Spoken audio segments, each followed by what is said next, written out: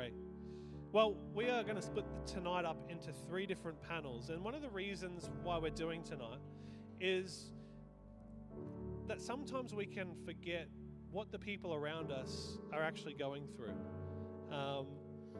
And sometimes, you know, when you've tried to help someone and you're like, they tell you all the stuff that's happened in their life, and you're like, why didn't you tell me this? I could have helped you. I could have understood what you were going through. There's a particular young adult male in this church who I won't name, who told me that he'd been having abdominal pain and been in hospital for months, and I won't make eye contact with that person, but didn't tell me. I was like, I could have come and visited you in hospital.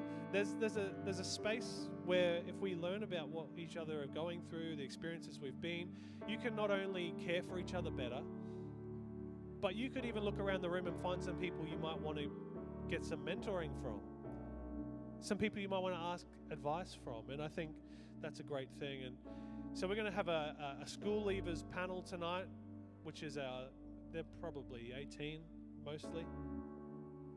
We're going to have a mid-20s panel tonight, and we're going to have a 30-plus panel tonight. Yeah. And so there'll be some opportunities for us to hear different things that each of those people have to offer, and then we're going to wrap it up with communion after that. So I'm looking forward to it. I'll be conducting the first interview for our first panel tonight. I want you to put your hands together for our school leavers panel. Lara, Poppy, and Joel as they come. And they take a seat.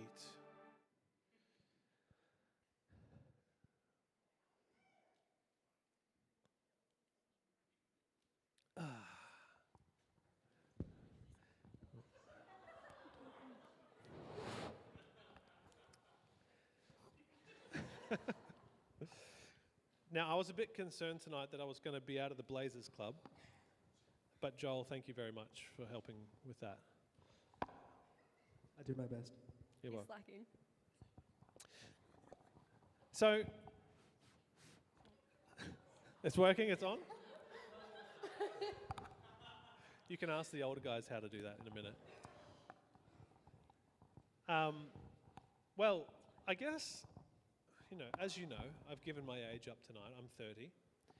And it has been 12/13 years since I left school. So I don't know what grade that makes me. 25? Grade 25.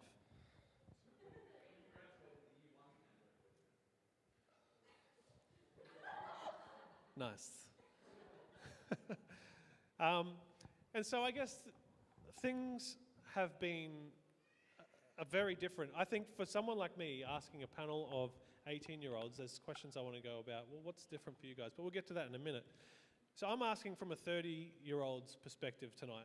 Any other 30-year-olds in the room thankful that I'm asking these questions, or you've given up on understanding younger people? No? It's just you, Ben. Just me. My first question to you three. Leaving high school can be one of the most tumultuous, difficult times in life. How have you found the transition leaving school into what they would have said while you were in school, the world? How have you found that transition? What did you find was challenging? Maybe what was unexpected? Either of anyone. Lara, you can go first. I found it really hard. Yeah? I went to the same school for 13 years, had pretty much the same friends for 13 years, and I was like really involved at school, so it was literally my second home. I called it my second home, and so leaving that environment where anyone I would talk to I loved so much, I hated leaving. And because I started a new job, going to uni, all of that, they say that it's different and that it's hard, but I didn't expect it to be that hard. Well, I guess for me, initially it was a lot easier leaving because school sucks. But because you're like in that sweet spot just after you've left, school is, and you still see everyone like, oh, we got to catch up next week, and then like slowly as that pitted out, it became a lot harder because I started working, that sucked. But yeah, it's just like the slow like decline of like seeing all your friends, you know, the people who you weren't so close with, you haven't seen in months, and you know, you start like, oh, I wonder how they're going. Then you have that little moment, you're like, oh, I haven't thought of them in a while, and you know, I got a text today from a friend I hadn't seen in a month. I was like, oh, that's interesting. Hello. Yeah. That's just a regular friendship when you turn to 30. Got that to look forward to. Poppy? I didn't struggle with it as much. I kind of mentally started leaving school in school towards the end of school. I was like, oh, I'm done. No, but like friends-wise, I dropped a lot of my friends after school. Like, that sounds bad, but like as in everyone that I didn't want to be in my life and didn't see like a good connection with and a good future with, I kind of like stopped talking to them as much and didn't really struggle with that because in school I had friends, but like I knew that they were temporary friends, so I didn't struggle with that. I struggled a little bit with like, what do I do? And so I took 6 months, but I figured it out. But like there was like this struggle of what do I do and feeling like you had to know what to do because everyone else was doing something. Yeah, I remember there being that sweet time after school where there's the school holidays, which they're not school holidays anymore. You've been thrown into the abyss. You're not going back to school. And it's kind of nice because you don't have to do anything yet, like no one else is doing anything, so you've got a nice little period of time.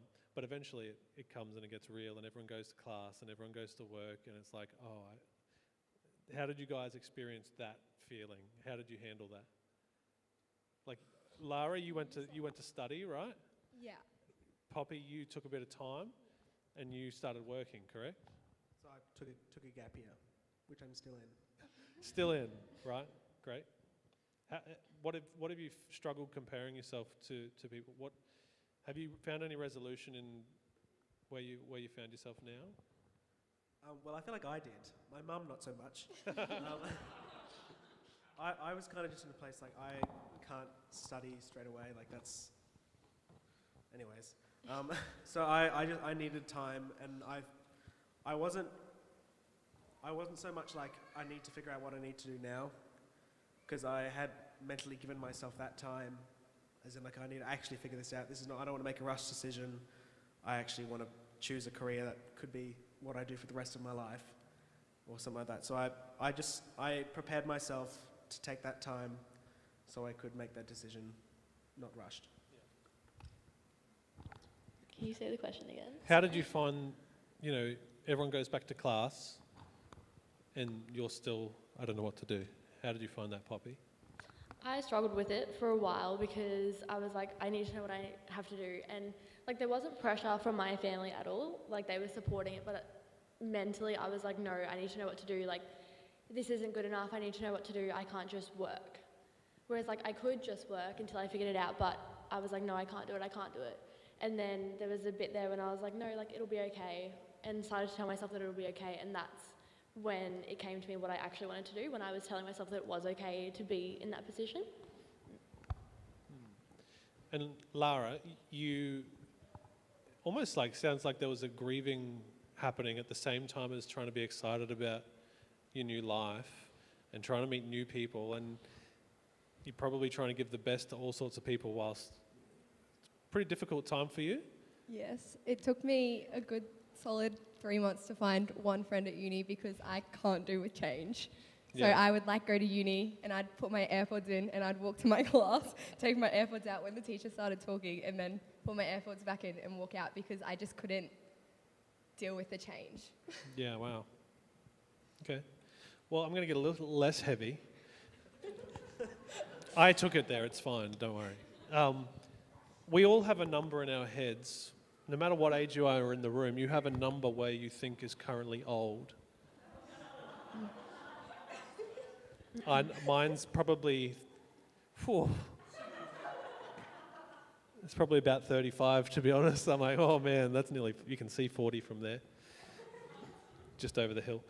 In your head right now, be prepared to offend anyone in the room. What's the number that you're like, nah, that's old?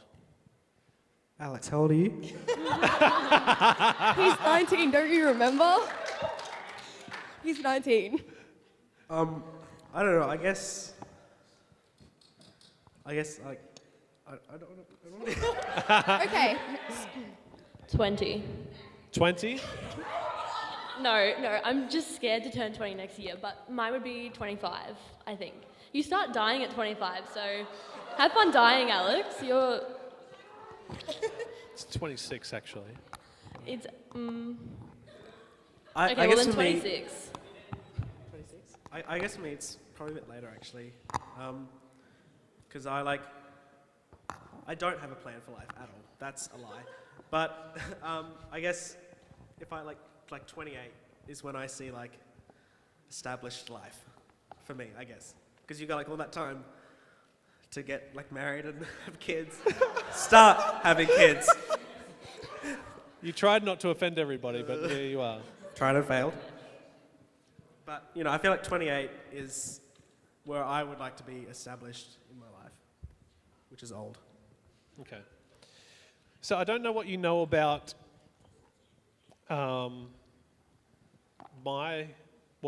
life in the world was like 12, 13 years ago for a school leaver.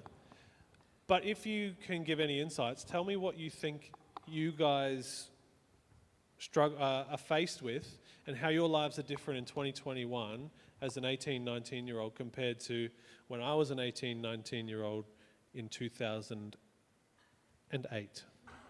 That's the year we started school. Back to the question, Lara. That's rough. What would you see are the biggest differences between when I was graduating and when you guys have graduated? I feel like the music's gone downhill a bit. I would agree. Shout out to the life groups that have hosted tonight and the playlist they had beforehand. Some old Hillsong United there, that was great. Back to the question. See, my sister's your age, and so I saw her go through your age when I was a baby. Anyway, 5. Yeah, that. And so I actually, she went to uni and came back home, and I feel like she would have had different struggles because I guess social media wasn't as big of a thing back then. And so I feel like she had less distraction, but she had less things in her face all the time, if that makes sense. So she had a bit more downtime. And also another big thing is she got to travel after school. And that's something I really wanted to do. And at the moment, we can't. So I think those are the two main things. Anything, Poppy? 2008 doesn't ring a bell? Not really. Joel? Sorry, it's just like, what are we saying again? I think we've found the biggest difference, haven't we? There's a lot more pressure. I feel like there's a lot more pressure now through social media and through media and stuff to be a certain way or look a certain way, or you have to have this clothing, or you have to have this or that or whatever. There's a lot more pressure of that, I feel, now than it was back in 2008. Yeah, I think, get this, I read a book about your generation. Our generation. Inspiring. Try to understand. And obviously, they refer to you guys as digital natives, right? Have you heard of the term digital natives? So, someone like me, I was around before the internet, and I've seen what life is like with and without it. And I think what you've said, Lara, is really probably a big factor there, that there's quite a lot of comparison, understanding a lot more about each other than we should probably ever know. And then just even the constant stimulation and distraction that's in your face to even find that space to think and form your dreams and visions and hopes and those kind of things. So I can imagine that being a challenging thing that you guys are being faced with. One last question for you guys. What is one thing from each of you that this community could do, no matter what age, whether they're 30, mid-20s, 22, what's something they could do for you guys that would be helpful in your lives as a community? Don't pretend I didn't send you these questions 3 days ago. You didn't send us this one. Yes, he did. I couldn't think of an answer. That was the only one that I was like, You're like, I hope he doesn't ask that one. Yeah, I was hoping we'd run out of time and we wouldn't get here. It's right at the bottom. Yeah. If not something they can do, what's something that they currently you appreciate about being a part of this community as someone who's in this stage of life? How welcoming everyone is. It's nice to come to a place where it's like in school, there's not like, it's just welcoming to come here. When you walk in and there's like, everyone is really nice and talkative and including you. It's like a totally different environment to what school can be like, which is refreshing. I think it's lovely how everyone genuinely cares about each other. Like, people will actually come up and be like, how was your week? How was your week actually? Like, they don't want you to be like, oh, it was good. They want to be like, is there any way I can help you? Most of the time, people will do that for you. I feel like I really like how we actually do stuff together as, you know, a community. Because, like, my dad never does with stuff with his church friends because he's old. And, you know, I feel like the fact that we still all do stuff together, and, you know, we went to the beach yesterday. That was great. It's great. Stuff. So good job, everyone. Thumbs up. Well, I think the message there is that we need to continue to be authentic with each other, and welcoming and warm, and watching out for each other genuinely, not as a pleasantry. Can we put our hands together for our school leavers panel? Thank you, guys. I would like to welcome our mid-20s panel. These people have seen a bit of life. They've been through the valley of the shadow of death leaving school. I would like you to put your hands together for Rach McQueen, Liam Burgess, and James Schmidhauser. And they will be interviewed by Jaden Venables.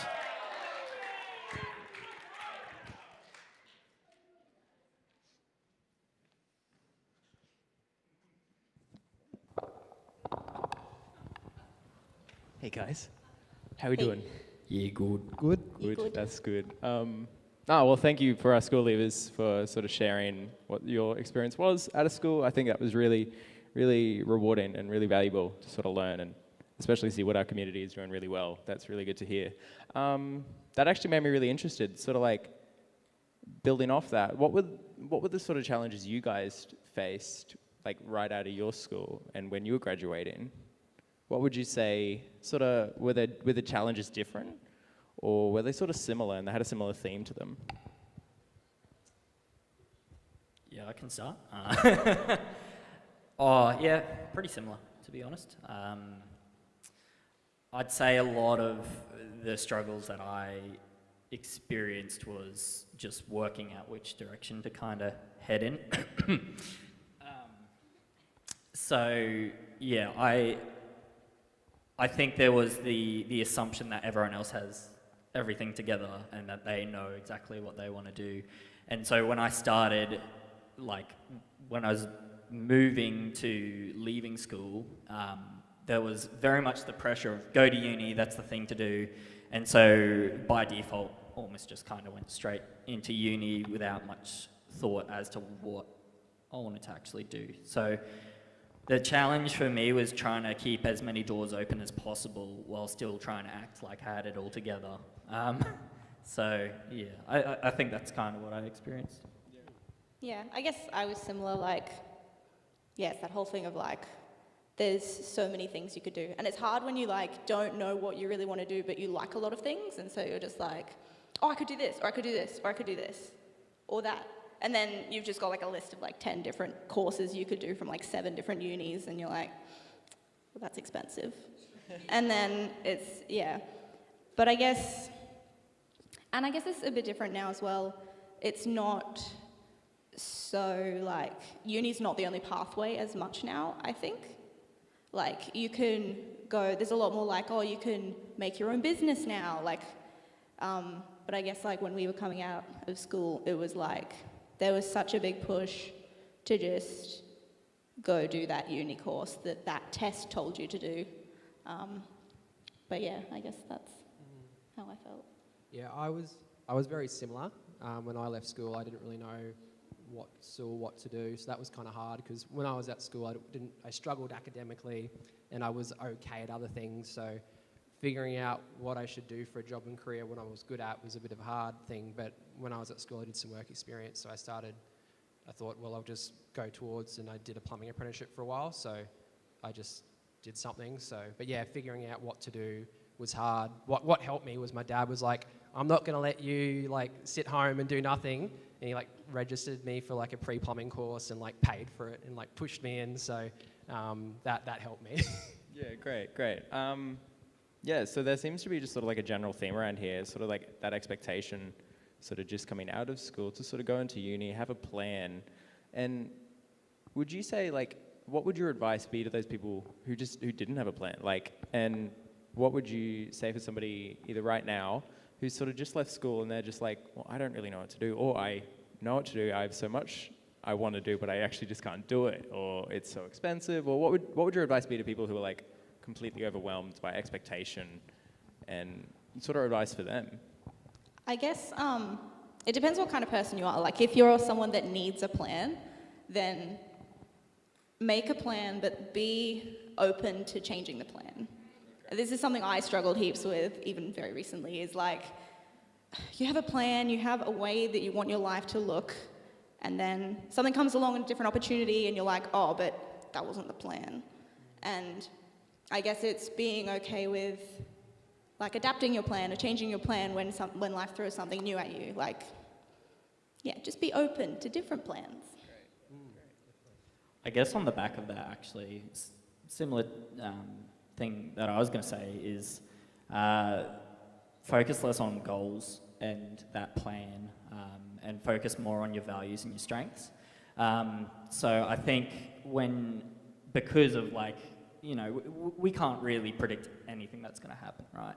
I don't think anyone really planned on COVID happening, and I'm sure that shook things up a lot for a lot of people. So I know something that I was quite, you know, fortunate and blessed to have happened to me is I somehow stumbled into a course that really aligned with what I cherish and what I value, and that's kind of what helped direct me from there. I've kind of found that, I think if you've left school or you're trying to figure out what you want to do when you're in 20s, I don't think you should stress. Like nowadays, you don't have to pick something you're going to do for the rest of your life. There's going to be a lot of different career changes and stuff, and I think you need to try and try things. Like I actually think it's not a bad thing, like not to go to uni. Like it's good to go to uni straight away, but I think if you try a few different jobs and you figure out, okay, do I like talking to people? Do I like doing analytical work? Do I like doing trade work? Or doing a few different things, you can kind of figure out, okay, that's what I like doing with work, so how can I align that with like study or like getting some sort of qualification? I have 5 close friends that I've kind of got to know well over the last 8 years, and only one of them actually like does the profession that they went to uni for.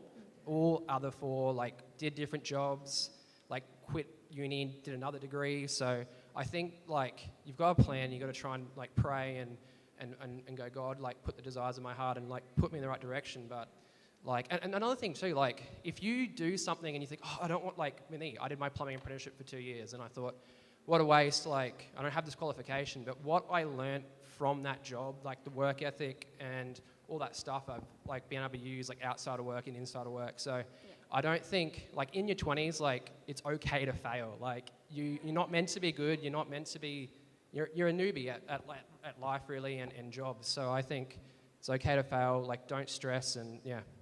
Great. Yeah. So it almost sounds like, I don't know, just sort of me interpreting this, like it's almost good to sort of go out there, not necessarily go straight into your study exactly, and just sort of experience and go out, get a job. Would you say those were the practical things you did to try and sort of get to where you are now? Like, was traveling something you did? Were you able to like to talk to mentors? Or you were talking about you sort of prayed into it quite a bit. What were the sort of practical things you really did? Like you said your dad like signed you up and was like, go. Did you have a lot of practical things, or did you sort of have this sort of state where you were like, I really don't know what to do, I have these values and these strengths? Or was it a time for you to sort of interpret and understand what your own values and your strengths were? I think similar to trying things and you know, working out what you like, what your likes and dislikes are from actually trying a different job or a different course and being open to that experience. On the back of like mentorship, you can even just have a chat to someone who is in that profession, see what they enjoy about it, see if that aligns with something that you're looking for. And I know that's something I found really valuable. Like I chatted to a psychiatrist, I chatted to a guidance officer, I chatted to a psychologist, and like all different kind of areas, and it would be a completely different plan and goal to get to those different professions, but having that chat kind of made me realize the things that I would prefer to prioritize. Yeah.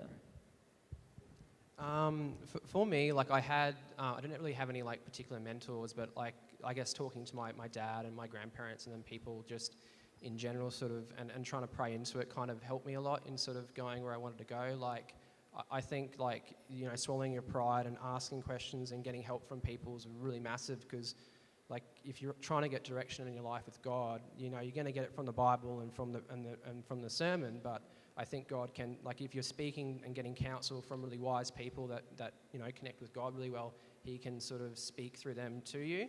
And I've found that with me, like with a lot of things in my life, like getting really good counsel on decisions has been really massive. Yeah, I second that. Like having, like I guess you're lucky if you have older siblings as well, because you can kind of turn to them and just be like, what did you do? What did you do wrong? What shouldn't I do? And that's obviously a really helpful place to get guidance from. But then I think, yeah, as well, like surrounding yourself with a good group of friends as well is really important, and being able to, like, because they know you best. And so you can ask them, like, hey, how do you think I would go doing this? Or what's your honest opinion? Because your friends are the ones that really, like, they know what you're going to cope with and what you won't cope with and what you'll enjoy. And so they're a really good place to bounce off ideas. And because they're going through a similar thing as you are as well, like, they're a great place to, like, really seek counsel, I guess. Great, yeah, awesome. Yeah, so obviously there's been probably quite a big shift in sort of the, I don't know, sort of stereotypes around social media and something. Would you say, it'd be great to hear, would you say it might be almost more difficult now as a school even now, or back when you guys were graduating school? Would you say social media probably has such a bad influence, or would you say it could be such a good thing, or what would you say would be more difficult, graduating now, or? Yeah, now, I reckon. Yeah, like, I still struggle with, like, you open Instagram and there's just, like, news about, like, people getting killed somewhere in the world, and you're like, oh, I don't want to. And it's just, like, it's so in your face now. Like, we didn't have it that much. Like, when we were going out of school, like, you had Facebook and Instagram was, like, kind of getting up there, and we had Snapchat. But, like, TikTok didn't exist. And, like, now Instagram's the new cool thing. And it's, like, just the information you're just constantly bombarded with is crazy. Like, I'm just not using it much anymore because I just can't cope with all the, Yeah, I think one thing that, like, I know a lot of school leavers right now is sort of struggling with is sort of also comparing themselves to a lot of other people. Just like they'll see somebody who's thrown themselves into study, smashing it, and doing awesome. Was that something you guys sort of struggled with, sort of comparing yourself to other people, and you sort of sat back and you're like, wow, that like, I'm not as great as them or something? So how'd you sort of get at that? Yeah, I guess similar to what school leavers are experiencing now, even though it was just Facebook back then, really, no one posts their most vulnerable selves on Facebook or Instagram. Everyone puts out their best foot forward because, you know, we're conscious of how other people are comparing themselves to us as well. So when you're kind of sitting in bed scrolling through social media in the morning, you're seeing other people doing a whole lot of things, and you're kind of comparing their best selves to you, and you're the only one who really has insight into your worst self, I guess. So yeah, that comparison existed for us, and I think it's probably worse so now, hey? Yeah, I think it is worse with, like with comparing, and I think it's, it's not good. But I think there's good things about it, I guess. Like it sort of is going to encourage you to do other things and try and push a bit harder, or you can learn stuff off the platform. But yeah, I think it would be harder, definitely with comparison, definitely. Yeah, awesome. Well, thank you so much, guys, for sharing. That was really valuable and really rewarding. Awesome. And now I'll bring up Noah and our 30 plus. Give it up one more time. Let's get the 30 plus gang up here. Come on up, guys. Where are we? Yeah, give them a hand as they come up. And yeah, Matt's coming down from the back.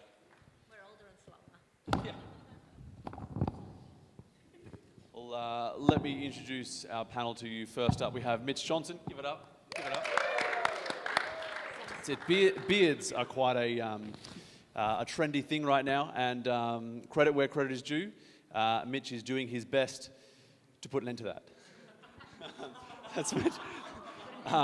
Also with us tonight is Tamara McCulloch. Give it up for one of our youth pastors, young adults part. Tamara grew up in Bundaberg and spent her childhood sailing on Harvey Bay, or as we like to call it, a shopping trolley in a creek. And finally, Matt Halsey's with us tonight. Give it up, give it up. Matt's quite excited about being on the panel because he is from Ipswich, and the questioning that Ipswich people usually get is the kind that's from police. Okay, all right.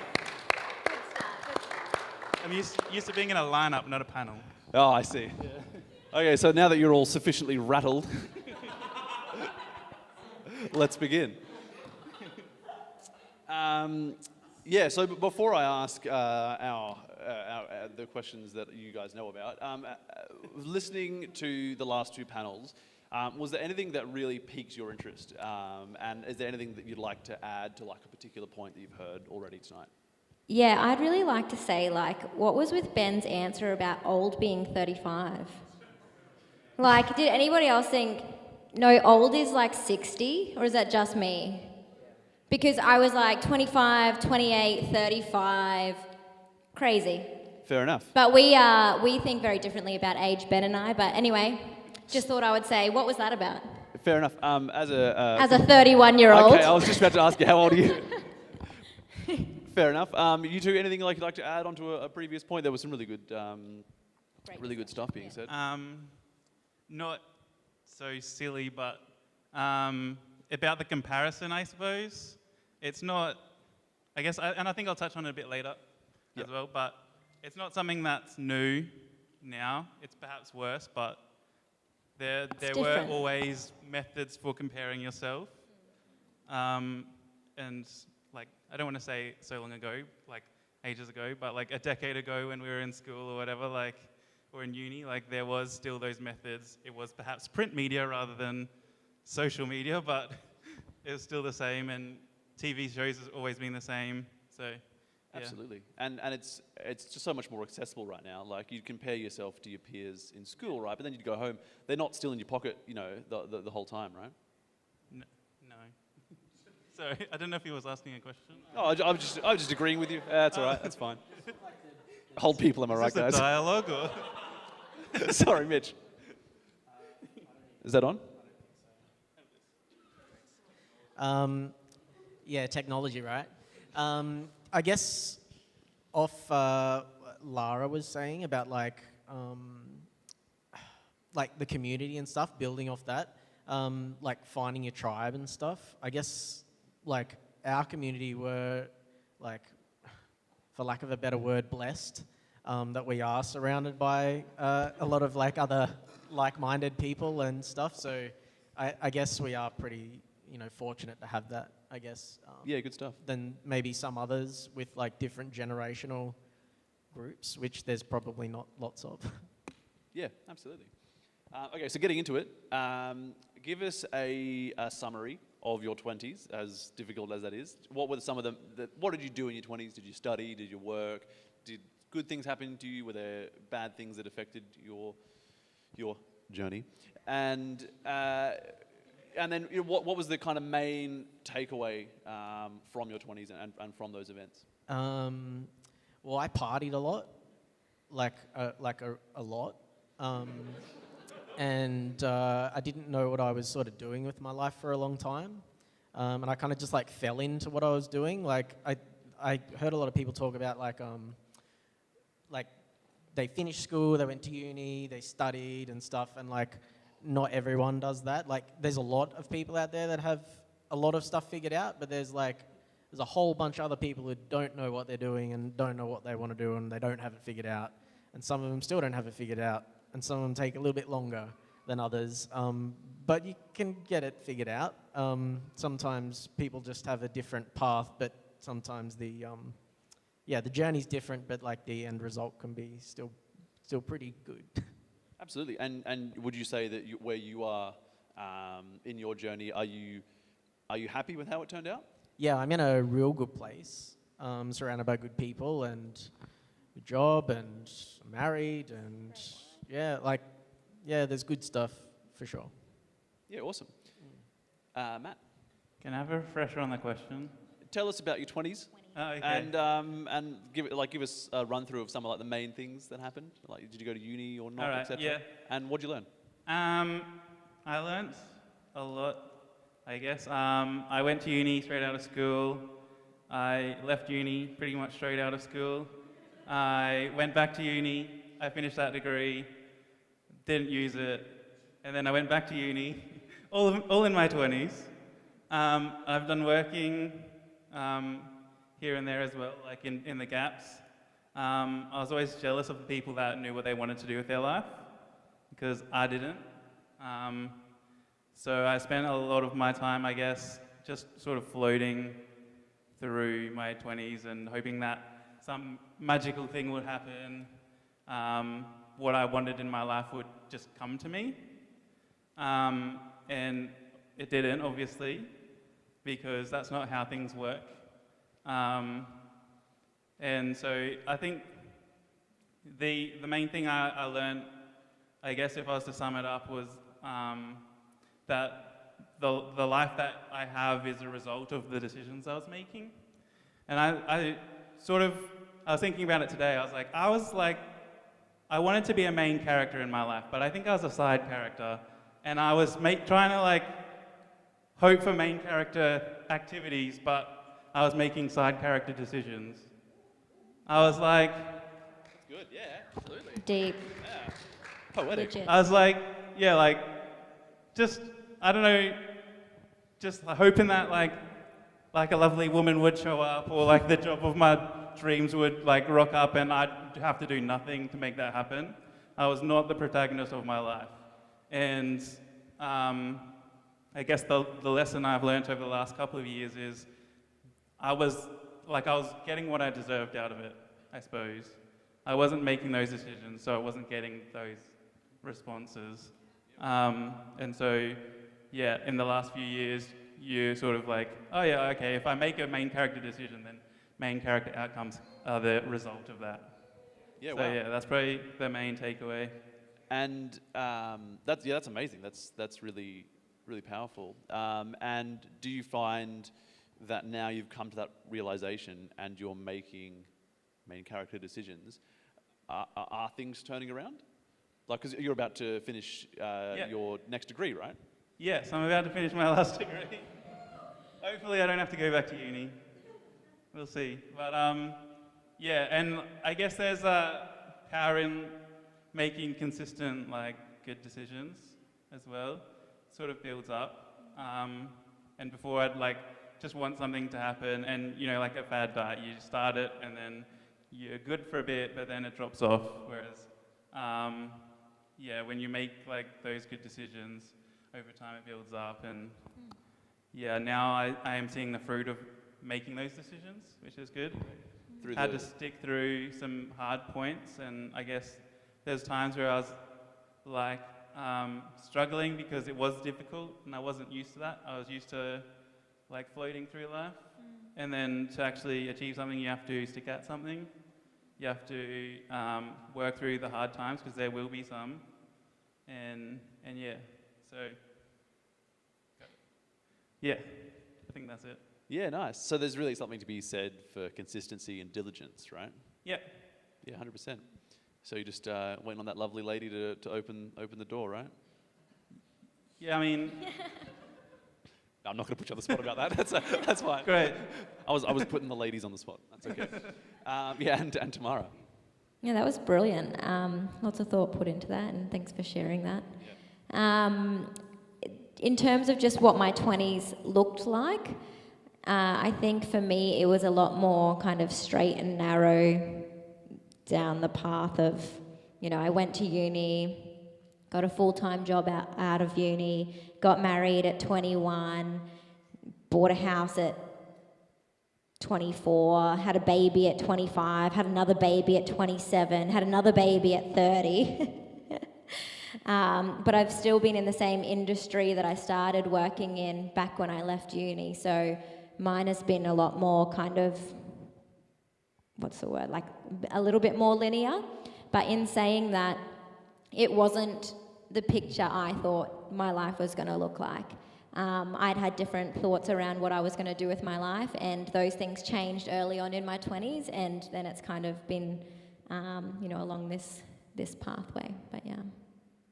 Yeah, absolutely. And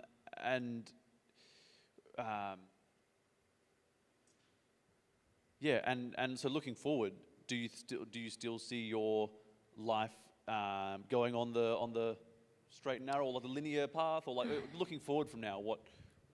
What do you see in the future? Look, to be honest, I don't really know. And I think that, as everyone's kind of alluded to tonight, like, that's okay. Yeah.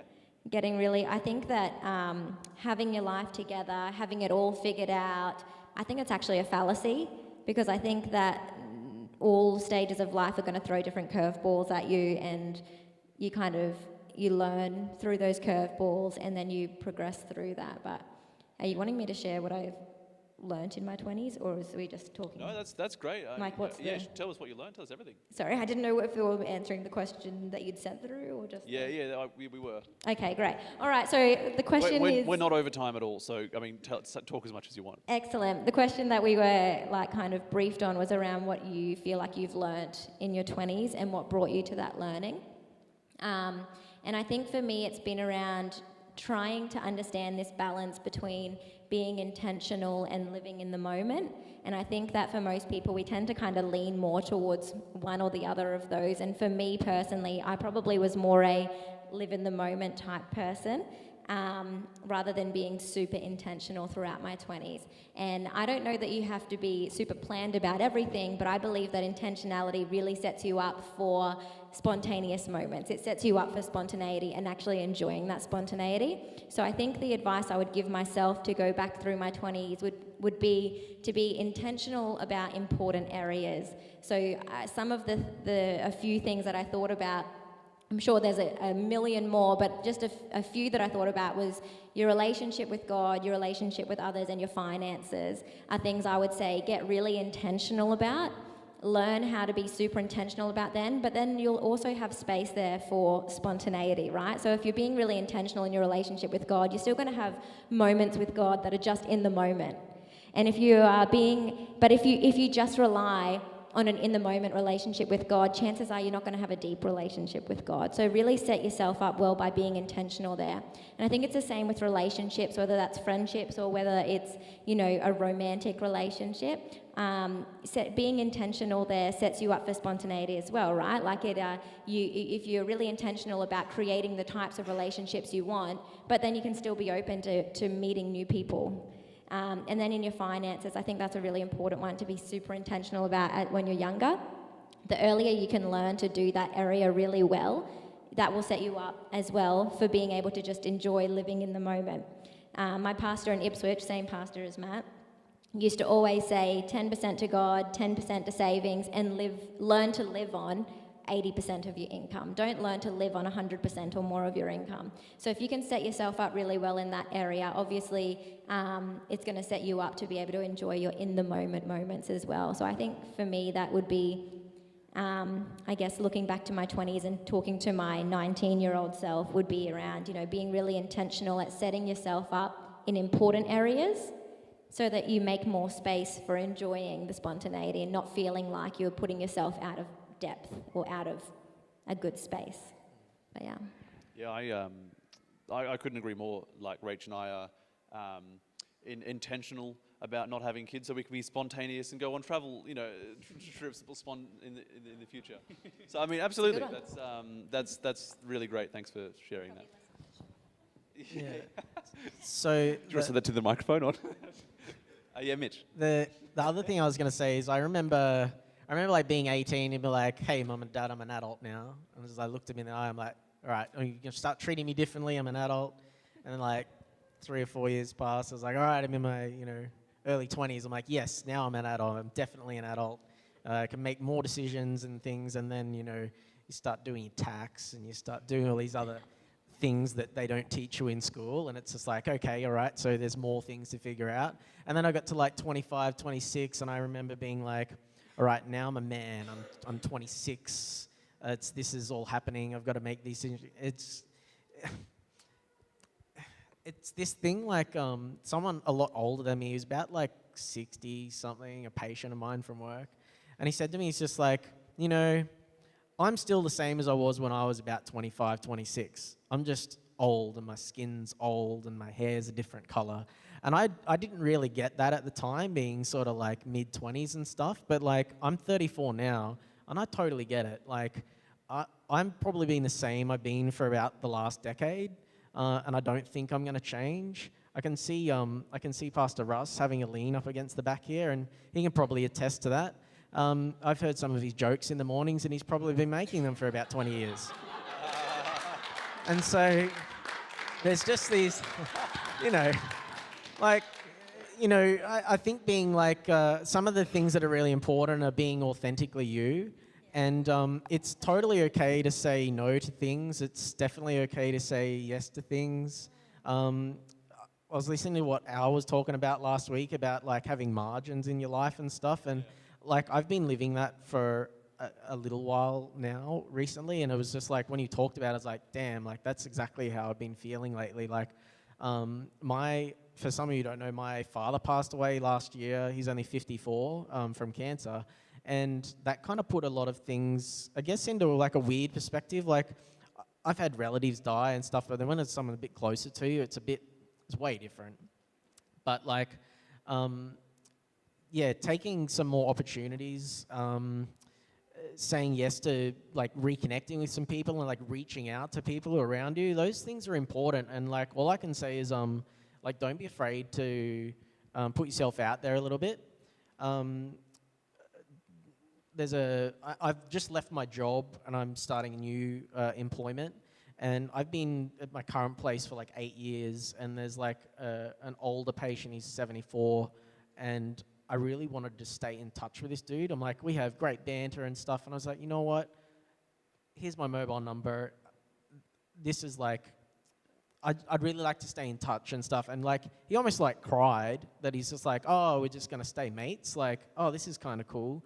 Like, I can honestly say that like if my father didn't pass away, and I've gone through those things, that I probably wouldn't have put myself out there. And like, yeah, it's okay to put yourself out there and be authentically you, say yes to things, and it's okay to say no to things too. Peer pressure's real, but like, some things that are like stressful now, they're not going to matter in like 10 years. Like I'm telling you now, some of those like kids that you went to school with, like they're not going to matter.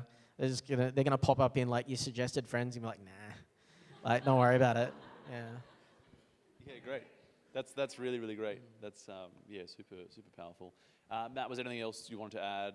Anything that you would want to add, say to your 18-year-old self, or anything to add in general? Yeah. I perhaps would just, I think it's been said in earlier sections, but just I think I've been learning over like the last couple of years that being comfortable is not the goal. A lot of us think that that's what we want. Our goal is to have a nice house and family and all that.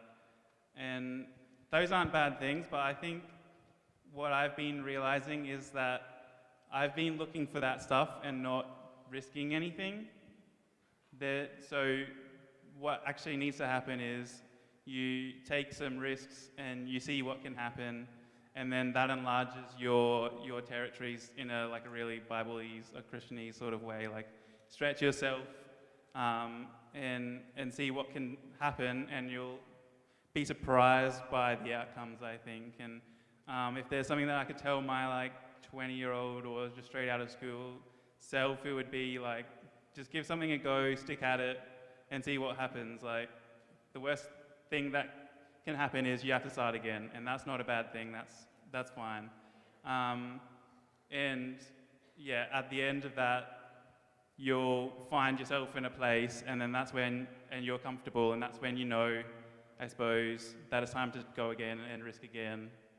And that's sort of where I feel I am at the moment. And it's a sort of daunting part of life to be in, but it's exciting as well, because I don't know what tomorrow is going to hold.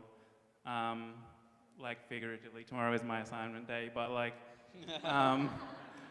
yeah, the day after tomorrow, I don't know what that day holds. So, yeah, I don't know what next year is going to be like. And that's exciting, but scary. And I like that tension. And yeah, learn to live with that tension, it's good. Yeah, that's great. That's very true. Final question.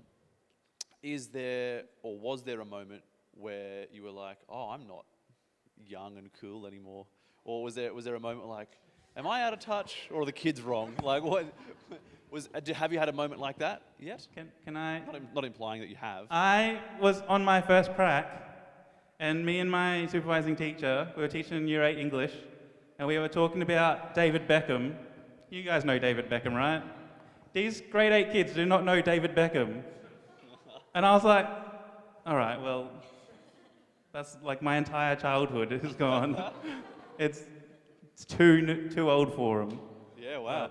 Yeah. So that's the point I knew. Yeah, that's fair enough. You're making me come to that same realization. Hands up here. Has anyone never heard of Michael Schumacher? Oh my God. I can relate. That's fine. That's all right. Oh, that's really sad. Anyway, yeah, you guys? Has there been a point where I think I'm no longer young and cool? No. Nice. But do I think that I don't relate to teenagers today? Yeah. And that point for me,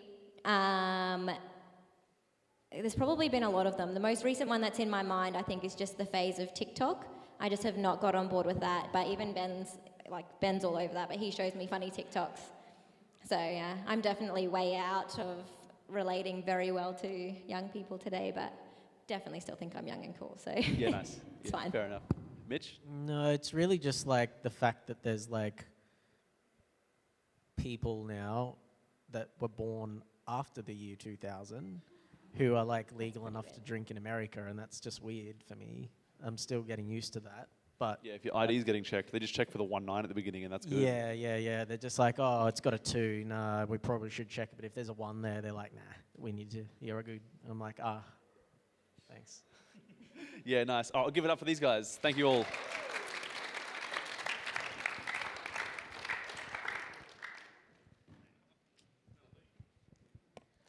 Thanks again, guys. I hope you enjoyed that. Did anyone find that useful? There's a number of things I think I wanted to try and communicate through that, is that there's a number of people you can get around and support that just appreciate you being here, but there's also a lot of life in this room that's been lived. And some of the stuff that was just spoken to you, if you can take that and apply that, it will save you an awful lot of stress and time and worry. And my call to action, can it be just to reach out to somebody in this community? Maybe if you're younger, reach out to one of the people or someone like that who's maybe been through the stage above you, and try and connect with them. Have a coffee. There's a place you can do that right out here at 10 a.m. tomorrow morning. Or earlier. Ask them some questions. Partner up with some people in this community and in life, because it's going to be important. I want to wrap it up with, we're going to do communion now. And if you could grab your little containers there, that'd be great. If you don't have one, please raise your hand. Whoa. George is going to start pegging them around the room at you and say, receive the blood. No one's hit bingo yet. I'm trying to get some words out there. I'll put them into my communion message I'm about to make up. What do you need? Wow, you haven't crossed off many, have you?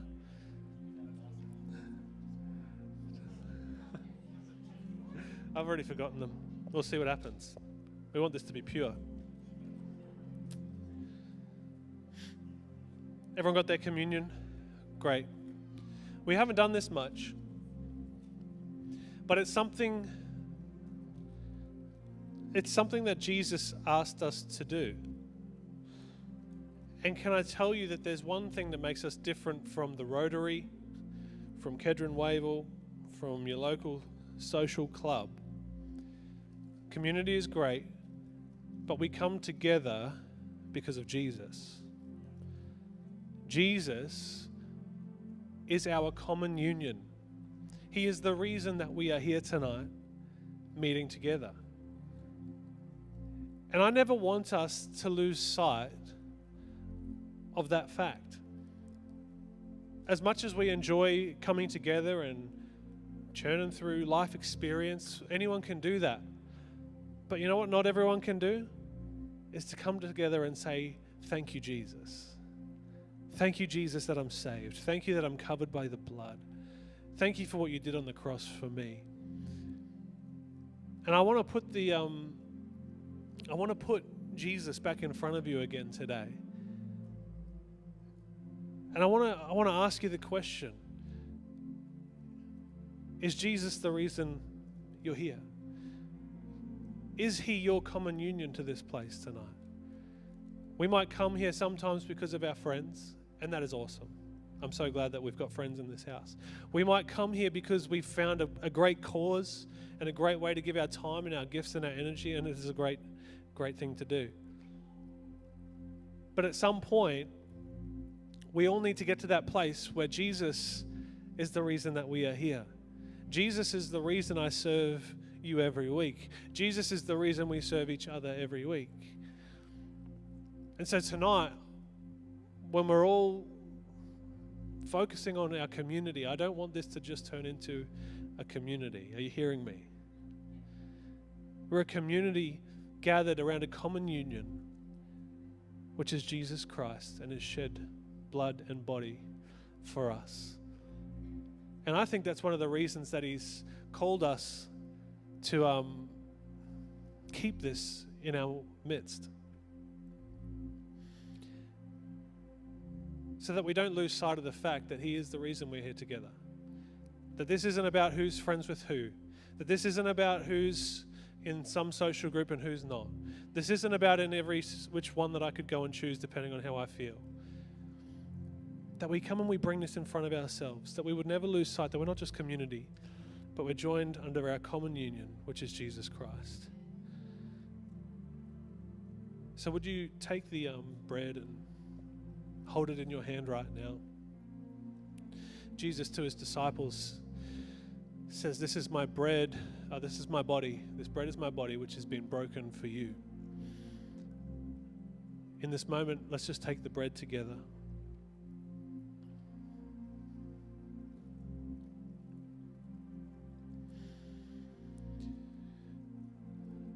And then he offers up his blood and says, this is my blood which is poured out for you. And that we should do this in remembrance of him. Would you take the juice right now? And as you do, would you in this moment just close your eyes and just recommit your heart to God in this place? Just turn your feet back towards him and say, yeah, I'm focused on you. You're the reason I'm here. Seasons come and go. Times will change. Friends will change. I'll feel good about it sometimes and I'll feel bad about it others. But you are the reason that I'm here, Jesus. Just with everyone's eyes closed.